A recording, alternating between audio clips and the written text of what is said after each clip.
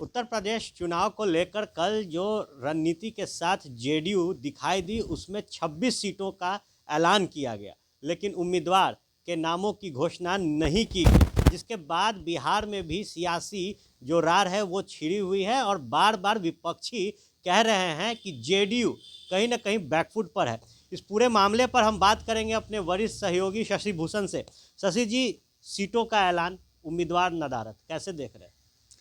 देखिए, उम्मीदवार भले ही अभी घोषणा न की हो जनता दल यूनाइटेड ने, लेकिन दरअसल जो अपने दर्शकों को हम खबर बताना चाहते हैं और बताने जा रहे हैं आर्यन, वो ये है कि जनता दल यूनाइटेड का मकसद उत्तर प्रदेश विधानसभा चुनाव में जीत से ज़्यादा भारतीय जनता पार्टी को नुकसान पहुंचाने का है। ऐसा हम इसलिए कह रहे हैं क्योंकि जिन 26 विधानसभा सीटों के नाम की घोषणा कल ललन सिंह ने की, जो जेडीयू के राष्ट्रीय अध्यक्ष हैं, उन 26 विधानसभा सीटों में से 22 ऐसी सीटें हैं जो सीधे सीधे बीजेपी की सिटिंग सीटें हैं। मतलब भारतीय जनता पार्टी साल 2017 के विधानसभा चुनाव में या तो जिन सीटों पे जीती या बाद में जो विधायक चले आए बीजेपी में, उन सीटों पर ज़्यादा फोकस जो है वो भारतीय जनता पार्टी के खिलाफ जेडीयू करती इस वक्त नजर आ रही है। और बहुत जान के अचरज होगा, ये कहीं आपको डाटा नहीं मिलेगा कि जेडीयू जिन 26 सीटों पर चुनाव लड़ने का ऐलान कर चुका है, उनमें से केवल 3 ऐसी सीटें हैं जो समाजवादी पार्टी की सीटिंग है और एक ऐसी सीट है जो कांग्रेस की सीट है। मतलब साफ है कि जनता दल यूनाइटेड ने अगर 26 सीटों की घोषणा की, उन 26 सीटों के बारे में बताया कि जहां वो चुनाव लड़ने वाले हैं, तो इसके जरिए एक प्रेशर पॉलिटिक्स जो है वो भी अभी बिल्डअप किया जाए और कहीं ना कहीं कुछ सीटों पर शायद बीजेपी एडजस्टमेंट कर ले, इसकी अभी मनसा पाल के रखी है जेडीयू के नेताओं ने। क्योंकि अगर सिटिंग सीटें बीजेपी की हैं, वहां पर अगर जेडीयू चुनाव लड़ने की घोषणा कर रहा है, तो इसका सीधा मतलब ये समझिए कि अब उत्तर प्रदेश में चूंकि नीतीश कुमार जाने वाले हैं वहाँ चुनाव प्रचार करने के लिए, अगर रैलियों की इजाज़त मिलती है, चुनाव आयोग अगर उसमें आगे ढील देता है, तो ललन सिंह खुद कह चुके हैं कि नीतीश कुमार जाएंगे वहाँ पार्टी के लिए उम्मीदवारों के लिए प्रचार करने। तो ऐसी स्थिति में वहाँ पर आपको उत्तर प्रदेश में योगी आदित्यनाथ और नीतीश कुमार दोनों आमने सामने नजर आएंगे। ये पहले दिन से हम खबर बता रहे हैं, लेकिन ये टक्कर और ज़्यादा सीधी हो जाएगी क्योंकि बीजेपी की 22 सिटिंग सीटों पर जेडीयू ने उम्मीदवार उतारने का ऐलान किया है, जो ललन सिंह ने कल लिस्ट जारी की है, उस लिस्ट के मुताबिक हम बता रहे हैं। और एक अंदर का जो खेल चल रहा है आर्यन, वो बताना बेहद दिलचस्प है क्योंकि बीजेपी उत्तर प्रदेश में अपने कई सिटिंग विधायकों का टिकट जो है वो काट रही है। और अभी अगर जेडीयू ने अपने उम्मीदवारों के नाम की घोषणा नहीं की है, तो इसके पीछे की रणनीति ये है कि जेडीयू के नेता ये देखना चाहते हैं या इस बात का इंतजार कर रहे हैं या जेडीयू नेतृत्व इस ताक में बैठा है कि बीजेपी अगर अपने कोई सिटिंग विधायक इन 26 सीटों में से, मतलब जो 22 सीटें हैं जो जेडीयू ने जिसका ऐलान किया है, उनमें से अगर कोई विधायक का टिकट कटता है तो उसको जो है वो जेडीयू टिकट दे। उनको ये कहा जाए कि हम आपको हर तरह का संसाधन देने के लिए तैयार हैं, उनको पूरा बैकअप दिया जाए और उनको लड़ाया जाए। अगर वो लड़ेंगे चुनाव जो बीजेपी से बेटिकट हो चुके हैं, तो जाहिर तौर पे नुकसान भारतीय जनता पार्टी को होगा और बड़ी सोची समझी रणनीति के साथ उन 26 सीटों का चयन किया गया है, जिनमें 22 सीटें भारतीय जनता पार्टी की सिटिंग सीटें हैं। अब इसके अलावा आप एक चर्चा तो ये भी है कि जनता दल यूनाइटेड के नेताओं को या नेतृत्व को वहां कैंडिडेट नहीं मिल रहे हैं। ठीक है, कई नेता नाम नहीं बताना चाहते अपना, तो लेकिन ऑफ रिकॉर्ड जब उनसे बातचीत होती है तो एक नेता ने तो यहाँ तक कहा है कि जब जेडीयू के जो प्रभारी हैं राष्ट्रीय माफ कीजिएगा जनता दल यूनाइटेड के, उनके बेटे ही चुनाव लड़ रहे हैं भारतीय जनता पार्टी से, तो केसी त्यागी के बेटे अगर भारतीय जनता पार्टी से चुनाव लड़ रहे हैं, तो इस बात को समझिए कि वहां पर कितने ऐसे नेता होंगे या उम्मीदवार होंगे जो दिलचस्पी दिखाएंगे कि हम भारतीय जेडीयू के टिकट पे वहां पे चुनाव लड़ें।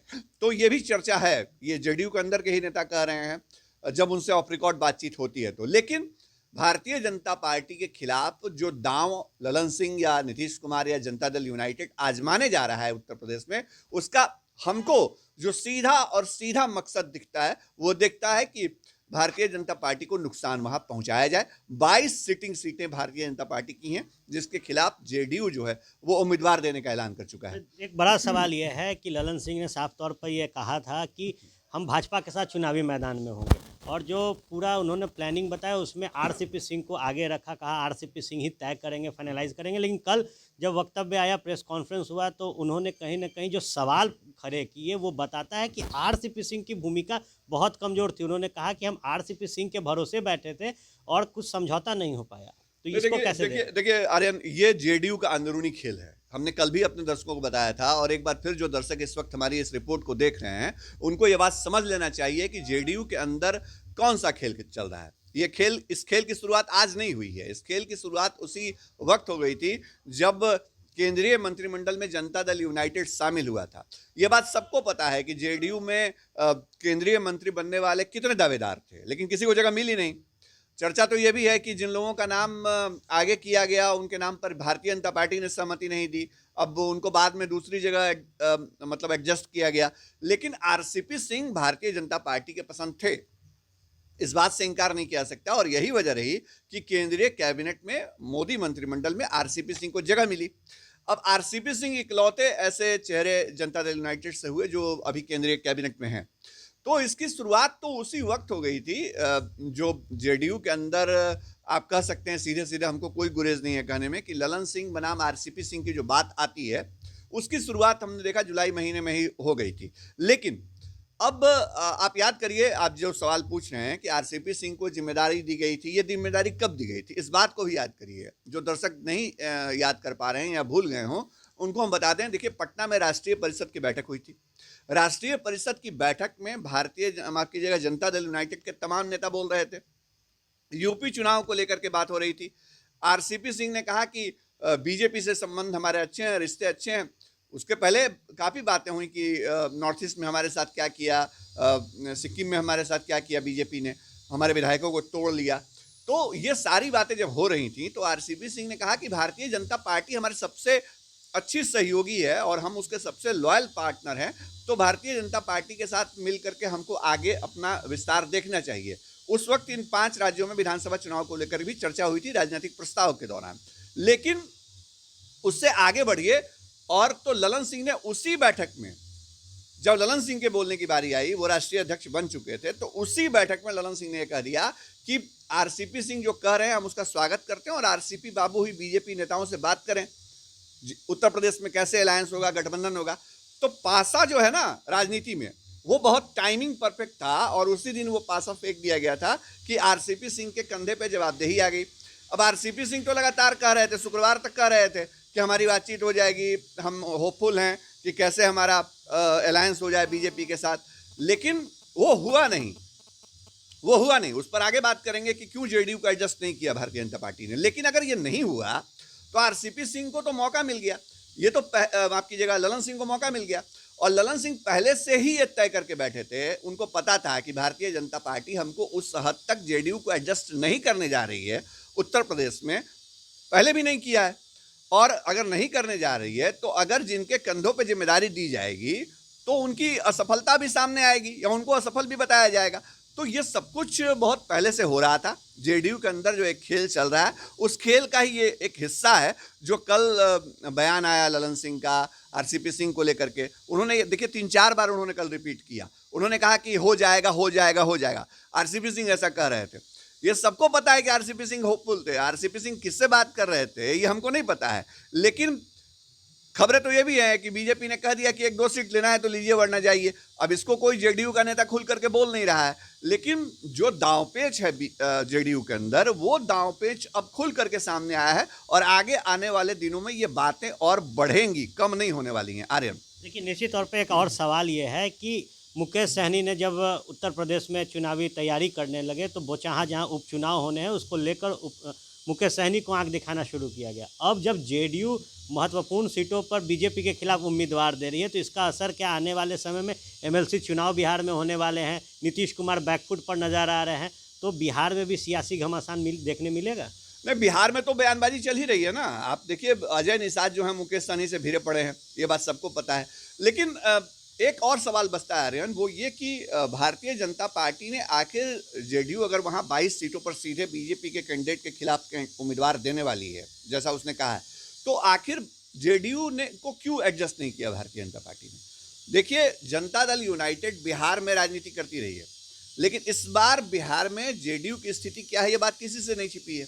2020 के विधानसभा चुनाव में नीतीश कुमार की पार्टी तीसरे नंबर की पार्टी बन गई और तीसरे नंबर की पार्टी के नेता को बिहार का मुख्यमंत्री बीजेपी ने बनवा दिया, नीतीश कुमार को।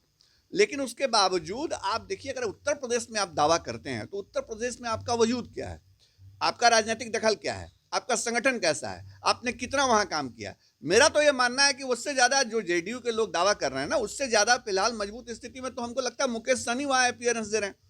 कौन जेडीयू का नेता गया है घूमने के लिए उत्तर प्रदेश, जरा बता दीजिए हमको।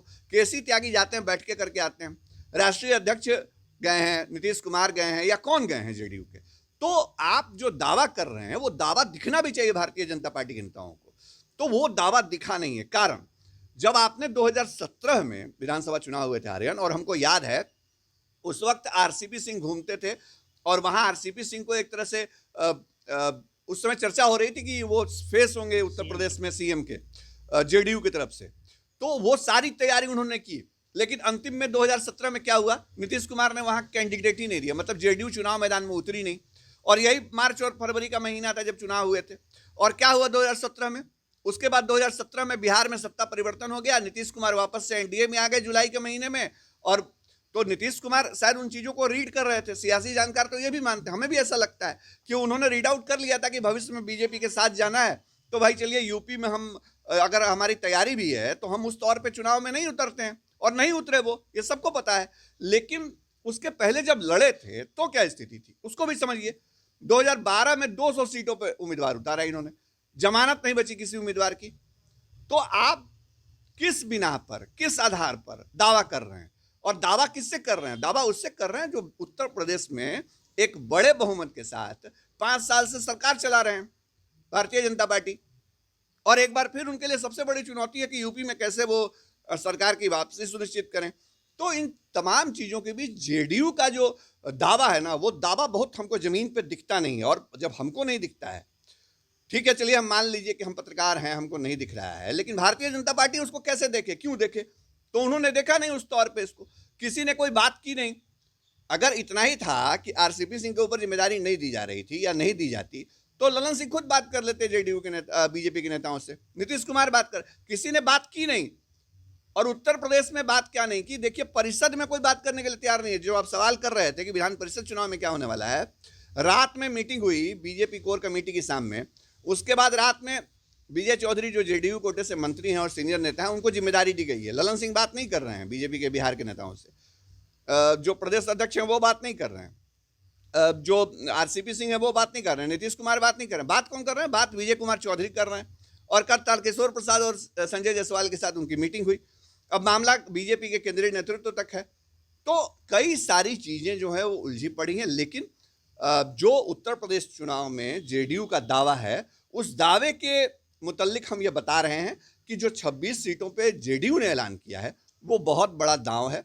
एक तो आमने सामने की भिड़ंत होने वाली है बीजेपी और जेडीयू में, और अगर भिड़ंत होती है तो उसमें बड़ा दिलचस्प फैक्टर होगा कितने बीजेपी के बागी उम्मीदवारों को जेडीयू टिकट देने वाला है।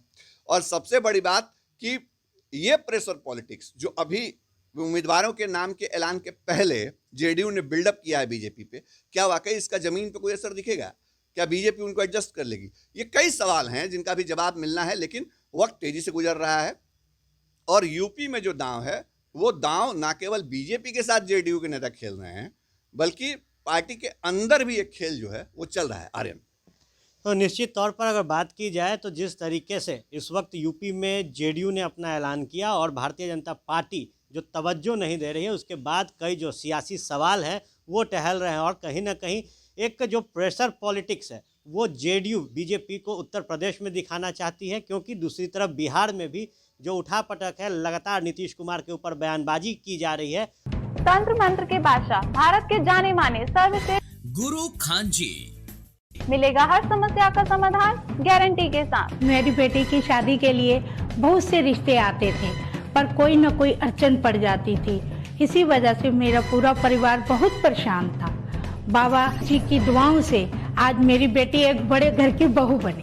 भटको चाहे जहां, काम होगा सिर्फ यहां। गृह कलेश, कर्ज मुक्ति, प्रेम विवाह, जादू टोना, पति पत्नी में अनबन, सौतन या दुश्मन से छुटकारा, विदेश यात्रा में रुकावट, फिल्मों में प्रवेश और कोर्ट कचहरी जैसी समस्याओं का समाधान।